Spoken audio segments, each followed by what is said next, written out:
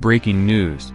Trump is against rules, order and everything we stand for, ex-chief Donald Tusk. The rift between Europe and America became a chasm last night as senior Euro boss Donald Tusk attacked Donald Trump as being against everything Europe and the EU stands for. Ahead of this week's NATO summit, the U.S. president weighed in on the European Union, NATO and the WTO, claiming that the multilateral organizations are bad for America.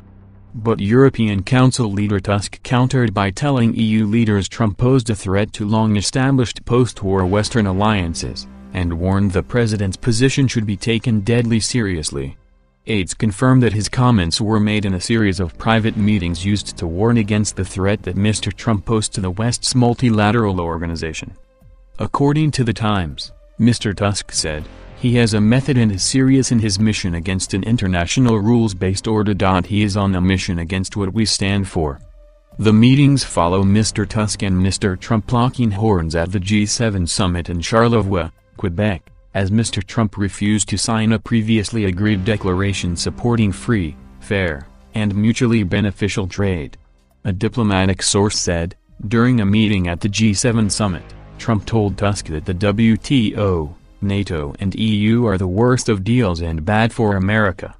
European leaders have confirmed that Mr. Trump slated NATO, saying it was as bad as NAFTA, making reference to the North American Free Trade Agreement the U.S. president is opposed to. His comments were made in private at the G7 summit in Quebec in June, which were confirmed on Thursday by two European officials. It has caused concern over the forthcoming NATO summit on July 11 and President Trump's scheduled meeting with Vladimir Putin in Helsinki on July 16.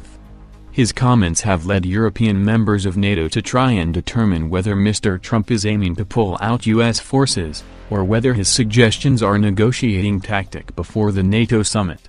At the summit, Mr. Trump is expected to question the future of the NATO alliance by drawing comparisons to his anger at European trade surpluses and his concerns over defense spending. One diplomatic aide said that at the G7 summit the president had told the prime minister of a European country that he can't stand German Chancellor Angela Merkel, because that woman embodies everything that I hate. According to another account, when French President Emmanuel Macron visited the White House in April, Mr. Trump urged him to withdraw from the EU and instead secure a more favorable bilateral trade agreement with Washington. Mr. Trump suggested to the Swedish Prime Minister in March that America should leave NATO, in comments his aides later said were a joke. The paper Washington Post reported that Pentagon officials have been ordered to calculate the costs of a large-scale withdrawal of U.S. troops from Germany. Last night, Mr. Trump reiterated his belief that NATO members should spend more on defense. Speaking to reporters on board Air Force One as he flew to his New Jersey golf resort, the president said, "Germany has to spend more money. Spain, France, it's unfair what they've done to the United States."